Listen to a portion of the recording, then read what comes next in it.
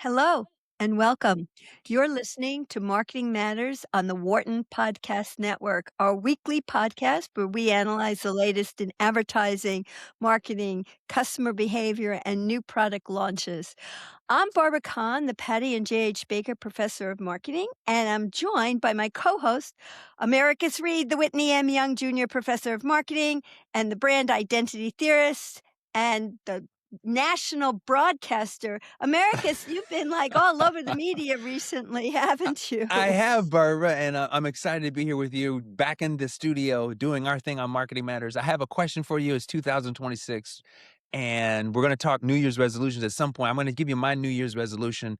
I have to dial in my nutrition. Okay, so I have been talking to a No lot of one friends. can be as healthy as you. You should not get healthier. But the thing, I'm trying to do the workout stuff, Barbara, but I've got to get the nutrition piece right. I've got to get my macros. I got to figure out an efficient way that I can bring the nutrition, the diet piece into this and to do it in a way that would be very cool. And so I'm wondering, do we have anything on tap where we can talk about products, services that can really feed that kind of need? What have you got for me? So you're looking for a hack, huh? I'm looking for a hack. What have you got?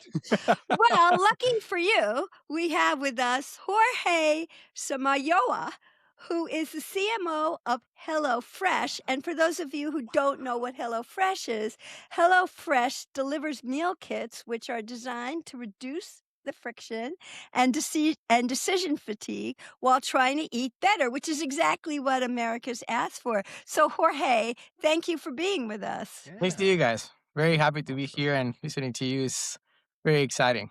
Awesome.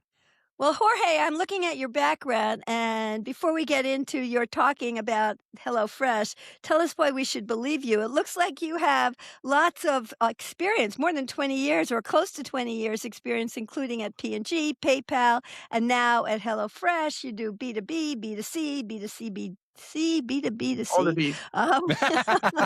Anyway, tell us a little bit about your background and how you got to HelloFresh and why you believe in the HelloFresh model. Well, listen, I am born and raised in Guatemala. I'm an industrial engineer with a master in science in operations research.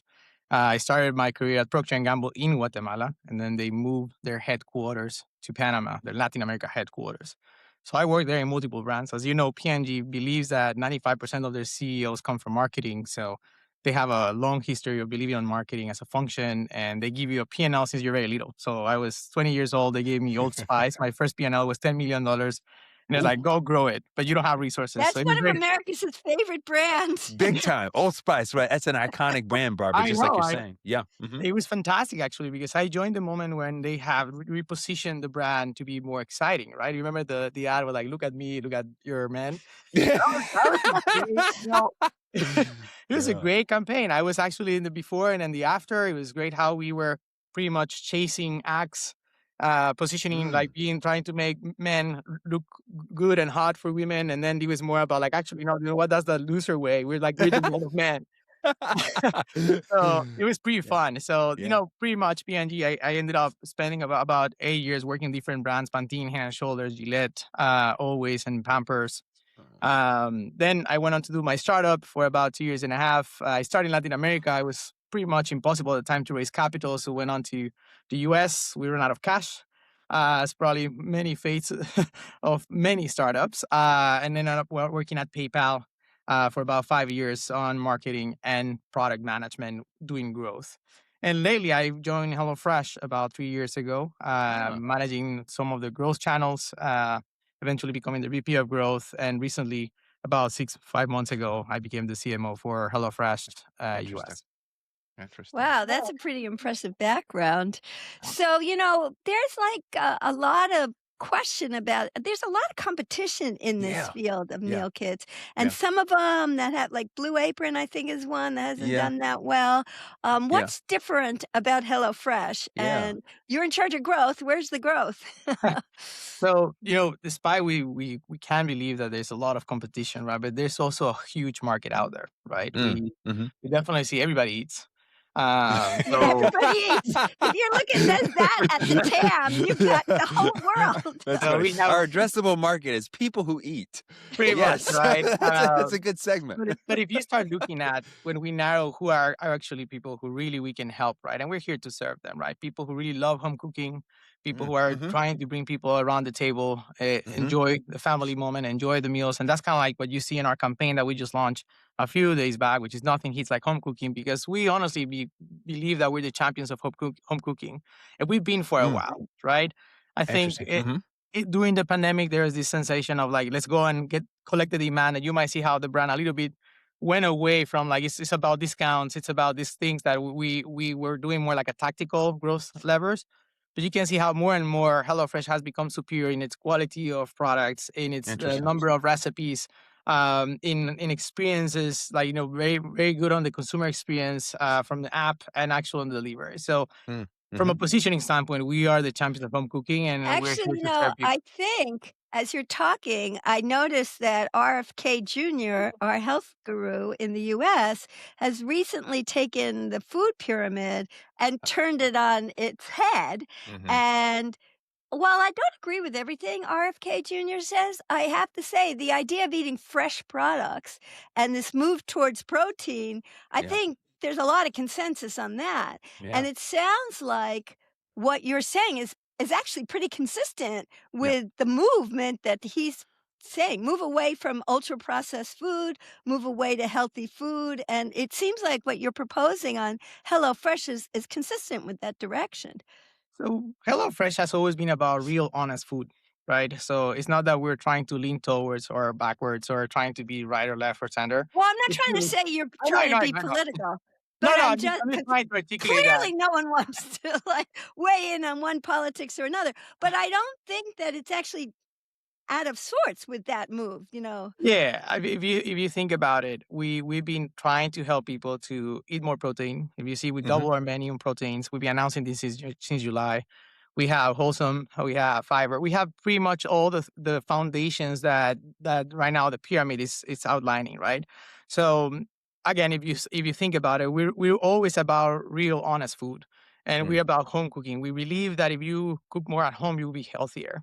One of Mm. the biggest Mhm. challenges, right, that people have when they start the new year is around how do I cook more at home? And Mhm. pretty fast, right, on the Quitter's Day, you kind of start seeing people giving up with their New Year resolution because it's hard. It's hard to maintain a good, Yeah. healthy habit of cooking at home, right? And that's where HelloFresh comes in, right? Like we make it very simple for you, we make it delicious, we make it fun, we make it joyful for you. So that's kind of like where we really sit. We recently did a survey that was pretty telling for me. It was about 5,000 Americans, and about 82% said that 2026 was the year of the kitchen, meaning this is the year Oh, they're going to actually cook more at home. I Cook was very more at home. excited because obviously it's part the of our year of the positioning, kitchen, right? Like we not the really year of want, the dragon or the That's right. tiger, but the yeah, year of the kitchen. Right. yeah, That's and interesting. That's and that interesting. pretty much, we found that 70% of them feel that cooking them cooking at home helps them decompress. Yeah. 82% feel better when they cook at home, despite when only 8% feels good when they order food. So it's just we know that home cooking is at the heart of Americans, and we Mhm. just want to be there to serve them better. I love this point because I do want to give a bit more, and I want Barbara jump in on this as well because your question when you asked about competition, Barbara, piqued something in my mind, and I want to unpack it a little bit. And it's the idea that okay, you can go to the grocery store yourself, buy all the stuff, and maybe you're even doing the Costco model where you buy a bunch of stuff and then you make a lot of stuff for the entire week, or you have on the other end of the spectrum, you just have it brought in, right, like on an Uber Eats model or whatever. And then there's the prepared like meals that you sort of bring in and they're already prepared. You just kind of heat them up in an air Oh, fryer or wow. something Now like if we're that. talking about people who eat, you're also Yeah. talking about Yeah. the whole So, world of competition. yeah, so it's like how do you conceptualize that? Because what I'm hearing, to Barbara's point, I'm hearing this human component where there's something social in this, or there's something that there's a piece of this that's a collective thing that is a utility on top of the actual ingredients and eating and stuff. And that sounds like that's a big part of the model. Is that correct? Am I getting this So, right at all? I mean, you're getting it right. The big part of the model is when you think about HelloFresh, started as we shouldn't waste that much food, right? So you can see how when you go to the supermarket, you go to Costco or other competitors, right? you buy all these groceries that you stock in your fridge, and I'm pretty sure you open your fridge, you have like 10 bottles of something that you use once, and then sitting there, and you're hoping you're gonna use it again, right? So when you think about like food waste is one of the biggest problems we're tackling, but then you start Mm. seeing the convenience of it. You don't have to Mhm. go to the groceries and spend hours trying to collect what you're gonna order. Well, in this case, on our HelloFresh or our product brings the food packed already, and whatever is in there, you cook, and it's perfectly made for the So portion you so want. let me push back on that a little so I understand your model. Like, and I don't mean to bring up the competition, but I knew a little bit about Blue Apron. Yeah. And one of the things I had some friends who did Blue Apron, and one of the problems was they had exotic ingredients and they made products that actually once the kit was gone, people couldn't reproduce. They were using it to kind of not to make life easier. Actually, I think that was positioned in how to learn to cook. And it sounds like what you're describing in HelloFresh is a different positioning than what I'm describing. Can you tell me exactly, like what kind of food comes in the kits? It says, like I'm looking at the background that you sent us about your product, and you say you leverage data also to figure out Mm. what to put together. So exactly what is your model? So, in terms of recipe development, right? Ah. Mhm. We Mhm. have one of the largest data sets around consumer behavior on Oh. choosing recipes, right? So that's a big moat, right? When you see how they're choosing their meals, and then we leverage that to produce new concept of recipes that we can use, right? Mm. That's one aspect of like innovation. How do we innovate on different data fronts? At the same time, how can we customize more? If you see our president, Asaf, did a good article on Forbes around how we're now thinking about going from a meal for the week to actually your meal, right? So how can we are ingesting more personalization into our Mm. decisions on how do we show those meals? Now, in terms of unique of produce, being honest, you can see how some producers you can get them almost everywhere, but then how the recipe comes to life. We have fantastic developers. We have our head chef Michelle that you can see her all over our ads. Also, you can talk to her. Great, it's a great person to talk to. We develop in-house all these recipes, and we think really clearly around what is the best for the customer. Ultimately, we're trying to serve our customers, right? So we give them delicious food that is easy to make, right? Like people really struggle with a meal that takes more than 30 minutes. So the innovation is like, how do you give great taste on less than 30 minutes? But then you have Yeah. some people who Exactly. are cooking so much that you can give them this specialty that, some sophistication that they're willing to take. So Mhm. Mhm. that's pretty much if you think about as a model, we leverage our user, we give them great recipes. Once we start understanding more about them, we can not only develop new recipes, but at the same time be consistent with what they really want in their Mm. family. So what is that? So that's really interesting because, we're gonna get into how artificial intelligence might be playing into this, personalization protocol that you're talking about, Jorge. But talk to me a little bit about let's use me as a case example. Yeah, let's use Uh, Americus. so so let's imagine How that much I'm cooking? Let's start. Let's set you up, Americus. How yeah, much let's cooking do exactly do you that. currently do? Do you cook? I do a little bit of I use some of these services. I don't do a lot of cooking because I feel like I'm one of these people, Barbara, where I feel like my time first of all, I don't enjoy cooking. And I'd love for that to change if someone can teach me how to actually enjoy it.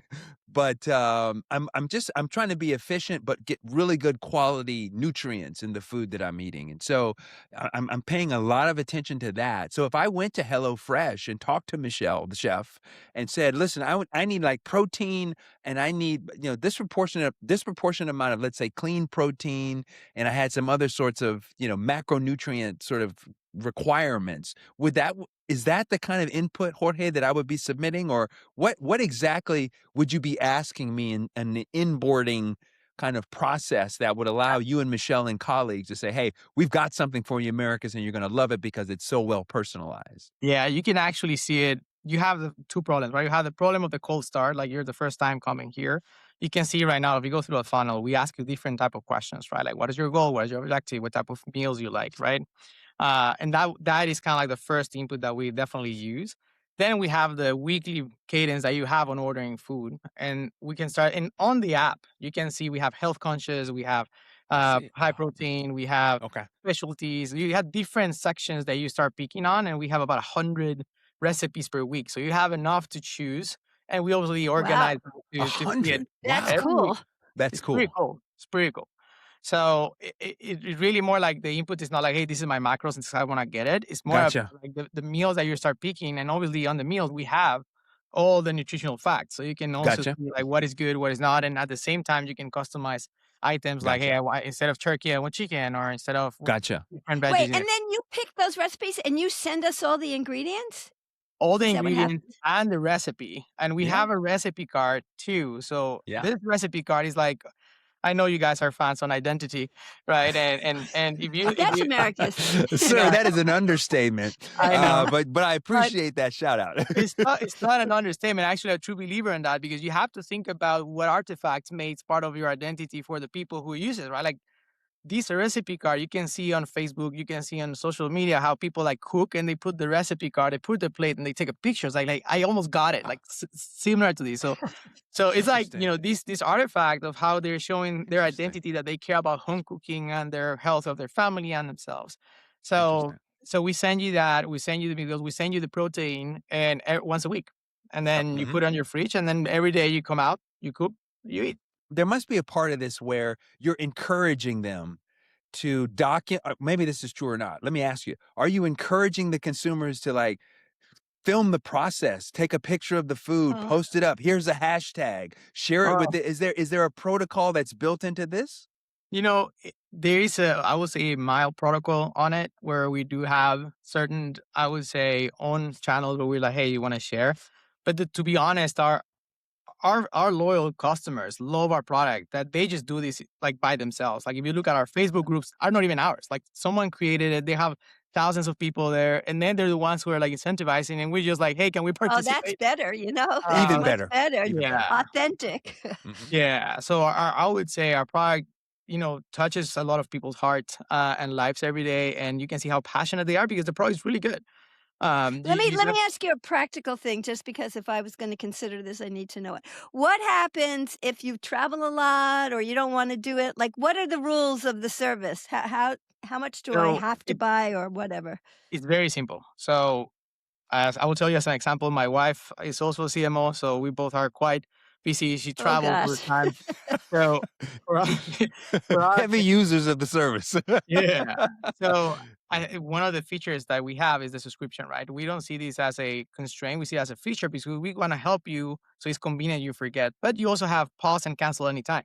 So for example, right now my wife is traveling on the 25th and she's like, hey, this week I'm going to be out. I'm going to be out. Maybe it's good for you to pause for I that see. moment, or just pause that box. So you can pause the different weeks ahead. And then if I you see. like say, you know what, I'm going to be traveling for 8 weeks, I'm just going to cancel instead of like pausing them and then I'll come back. That's also an option. So it's not really a subscription where you're like locked in and you can't cancel. It's really Mhm. about, we see the subscription as a feature that will help you to set it and forget it type of thing. Interesting. Well, Interesting. let me ask you one more question, then I know, he's bristling at it, but these are more on the macro kind of thing. Yeah, Like, yeah. there's 2 trends that I'm curious, maybe you can talk about. One of them is what America started with. It's New Year's Eve, there's gotta be seasonality, everybody's being healthy in January, and they're not drinking, and by February, it's all over. Like, I mean, do you see that kind of thing? That's one trend, and the other trend I'm curious is, how has GLP-1s affected your business? Oh, That's a interesting. good one. So let me tackle the Interesting. first one. Historically, obviously, the first 2 3 weeks before Quitter's Day, you see a spike, natural spike of people really committing to the idea of staying healthy this year, right? This year has been interesting because we're seeing actually something more consistent, not so spiky. So which gives me hope in a sense that we know that customers are actually really trying to cook more Yeah, at that's home good, and that trying to be is good. healthy, right? I think Right. this whole health trend that we have over the last 2 or 3 years has been really good for all the businesses trying to do the right thing, which is real, honest food, right? Mhm. So I would say macro trends, we see health as an important matter, but now it's not just on the first month, but more like through the year, you see Mm. people more concerned around health. Now, the second part of GLP-1, it's funny. GLP-1 for many businesses was bad. We actually have a menu for GLP-1 users. And the moment we Oh, saw that GLP-1 had other yes. needs, right, like way more protein because of the muscle Yes. recruitment. So we Yes. went on and created a menu for GLP-1 users, and we launched it, and Oh, we have that's it. That's interesting. interesting. Yeah. Yeah, I love that point, Cool. Barbara, because when Jorge was talking about this, and I asked him, what's the protocol, the gateway to be able to start giving some input, it sounded like you have already sort of set forth some personas, some segments. That's the healthy guy. It's the weightlifter guy. Here's the GLP person, and so on. And so starting with like some personas that can sort yeah, of at least, because I think, Barbara, what do you think about this? It's one of the challenges for me, which is, yeah, and I want to know how you As handle the this at Hello. weightlifter guy, you're the weightlifter I'm guy, no, right? yes, but I guess I'm also kind of a GLP-1 person in the sense that I need more protein as well, but not because I'm Are trying you on to. GLP-1s? Are And you I am not, but oh, I have a disproportionate, because I lift a lot of weights. I have a disproportionate need for protein. But finding but I love this point, Barbara, because a big challenge for me, Jorge, would be being overloaded. In other words, coming in too much variety and feeling paralyzed yeah. and not really ah, having the experience that I need to you have. So just how wanna do eat you? steak every day. It's literally that simple. Just give me a steak and get out of my way. But so to that point, like, how do you? And Barbara is a guru on variety seeking. How do you balance out Yeah, the that's a need to really sort good of, question. figure out how much should I have? Not too much, not too little. How do you figure out that balance? Maybe that's a data driven question that you answer, but what's the approach? So let's talk about the person we're trying to serve. In this case, you, right? So you have Yes. your own needs, and you're very Yes. aware of your own needs. Right? So we're here to serve you. So in a sense that we will show you the cards in the sense of like, oh, cold start, we'll show you the options, and we immediately will start doing some analytics in data science on the back end, trying to use some LTEP tactics that will give us obviously what is the best recommendation we think will work for you. But obviously, with more usage, we can understand much better what you really need and because immediately you start cooking, you start seeing, you're like, oh, this meal was probably way too high on calories, or this one was too low on protein. And at the same Interesting. time, we have options where you can double down the protein on the same plate. So, Okay. for example, this week I ordered some lamb chops, and I said like 2x lamb chop, but I didn't know Ah, that I ordered another lamb Well, chop. So I that's got like really cool. It that's sounds very great, cool. this actually. massive Yeah. amount of lamb chops. so, I would be so 5X, but that's a whole other issue. So, no, but but anyway. Huh. again, if you think about it, you have we're here to serve you, so we really show you and we make best recommendations. But ultimately, you're driving, right? You're driving your health. You're driving what you want to eat at home. So we're here to give you that option. Let me Interesting. ask you one Interesting. more friction point. Like, how do you deliver all this food? That's another thing. Like, is it come in a I mean, is it frozen or Yeah. how Yeah. does Yeah, that seems like So a big you get challenge, yeah. it is a big challenge, but I think one of the strengths that HelloFresh has developed over the years is a sophisticated distribution network Mm, across the United States. Ultimately, on the actual process, on like step by step, I think the operations folks will be much better positioned to answer that. But I can tell understood. you is that we can get you fresh food to your door with definitely able to eat the moment you get it, right? And it comes with a box, and the box you have obviously ice packs, and you have your protein, and you have your produce, and it's at your door, and you can get it immediately to your fridge. and you get it Interesting. like a big package for the week, or is Yeah. that how Mm, you get it?